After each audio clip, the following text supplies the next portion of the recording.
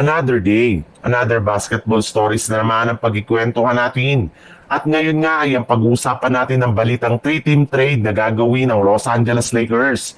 At ang balitang malakas pa rin nga daw ngayon ang Golden State Warriors.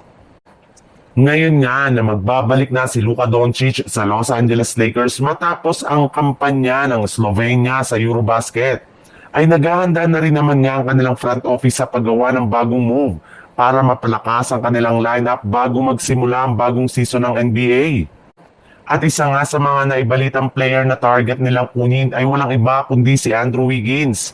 Naniniwala nga sila na ito ang pinakasaktong wing player na makakatulong kina LeBron James at Luka Doncic. Subalit, dahil nga sa hawak nitong napakalaking kontrata sa Miami Heat, ay kakailanganin nga nila na magsagawa ng at least isang 3-team blockbuster trade upang maisakatuparan lamang ito. And guess what? Meron na rin naman nga daw po ngayong isang trade na inihanda ng Bleacher Report habang matuloy ang trade ni Wiggins sa Lakers. Bali dito nga, ay kakailanganin nga ng Lakers at Miami Heat ang tulong ng Brooklyn Nets sa isang 3-team trade kung saan makukuha nga dito ng Nets sina Gabe Vincent, isang 2026 second round pick at cash considerations. Masusungkit naman dito ng Heat sina Rui Hachimura, Dalton Kennick at Drew Timm, habang ang Lakers ay makukuha sina Andrew Wiggins at Sue James Jaques Jr.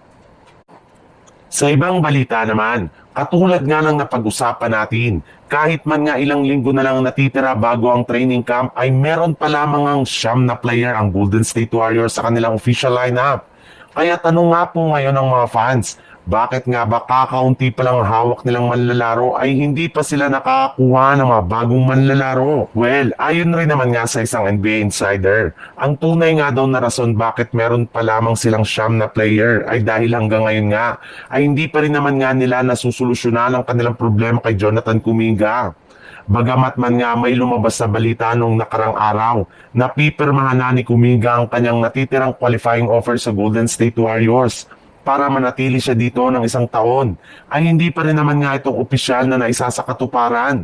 Kaya dahil nga sa pangyayaring ito, ay masyado pang limitado ang kanilang mga ginagawang galaw lalo pat wala nga silang sapat na cap space na agad na kunin ang nabanggit na player na target nilang makuha ngayong offseason katulad na lang ni Al Horford, Seth Curry at Anthony Milton. Kaya kakailanganin pa nga nila ng ilang linggo para lamang maisagawa ang ganitong move.